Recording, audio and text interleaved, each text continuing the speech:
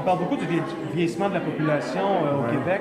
Pourquoi une annonce comme celle d'aujourd'hui, c'est important pour la région de la Côte-du-Sud de Montmagny? Bien, vous savez que bientôt 30 de notre population dans les deux MRC va être au-dessus de 65 ans. Donc, ce qu'il faut, c'est que nos organismes qui sont à l'affût de bons projets, et il y a un programme qui a répondu à leur demande. Donc, CACB a fait une très bonne job à l'effet qu'ils ont choisi les bons termes, les bons mots et ont trouvé appui au niveau du gouvernement. Et aussi l'École de musique de la Pocatière qui est visée, c'est qu'ils font de la musique pour nos aînés, pour vraiment faire un genre de thérapie.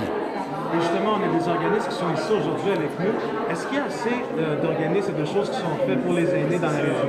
Oui, on ne peut pas dire que c'est toujours, on en a besoin encore plus, mais ce qu'il faut aussi, c'est de voir que chacun de nos organismes, on se parle maintenant et chacun des organismes essaie de voir si ensemble on a toujours la même mission de servir les aînés et d'échanger nos compétences entre organismes. Et c'est vers ça qu'à Montmagny-Lillet, on s'aperçut de faire et je les félicite vraiment.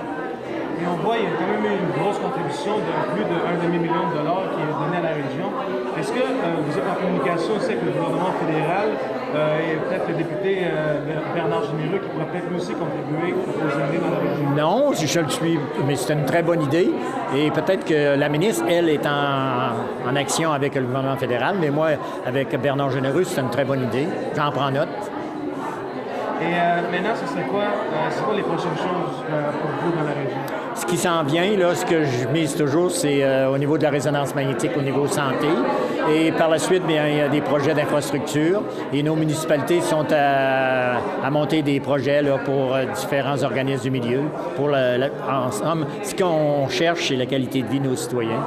Et nos municipalités, au niveau de MADA, travaillent encore à d'autres beaux projets pour faciliter la vie dans chacun de nos milieux au niveau des aînés.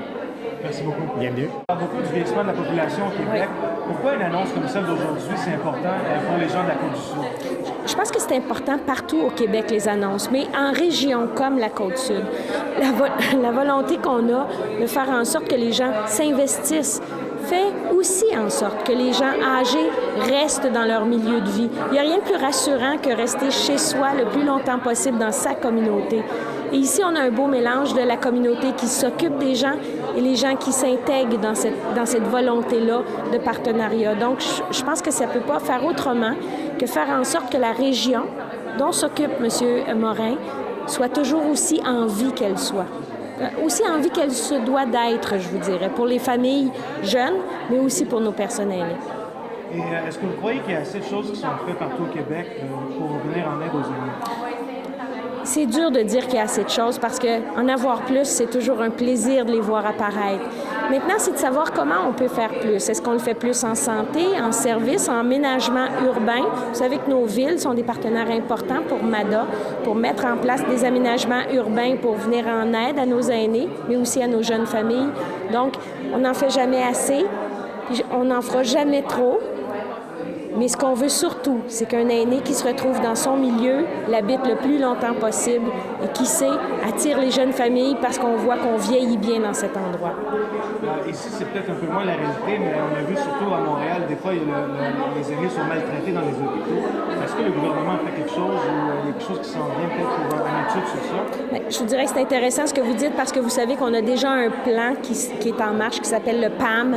On en a parlé un petit peu plus tôt aujourd'hui dans une annonce. Mais la volonté du gouvernement, c'est d'arrêter tous ces gestes de maltraitance, puis qu'on se mette à parler peut-être de bien-traitance. Hein? Comment bien faire les choses? Notre volonté à nous, c'est de le regarder comment ça se fait, soit de façon insidieuse, souvent c'est un proche, mais tout le monde s'en mêle maintenant. Tout le monde veut faire en sorte que ces gestes cessent et que ça se passe plus. Je vous dirais que des fois, un cas rapporté peut être généralisé, mais dans nos hôpitaux, on a des professionnels qui sont à l'écoute de notre monde. Et quelquefois, s'il arrive une situation, on essaie de la corriger le plus rapidement possible. Mais il faut faire en sorte que nos aînés se retrouvent dans des milieux sains et sécuritaires partout au Québec. Et vous, c'est quoi vos prochains projets qui s'en viennent avec le ministère? Oui, il y a plusieurs projets, hein, mais notre volonté, vous l'avez nommé un peu, hein, c'est de regarder la maltraitance et la bientraitance, c'est de renouveler nos politiques. On a une politique qui s'appelle « Vivre et vieillir chez soi ». On est en train de revoir pour pouvoir repartir le bal pour une consultation générale, mais en ce moment, on part une consultation sur le plan d'action sur la maltraitance avec nos partenaires pour voir comment on peut le modifier et en 2017, faire le lancement de la prochaine politique qui serait de 2017 à 2022.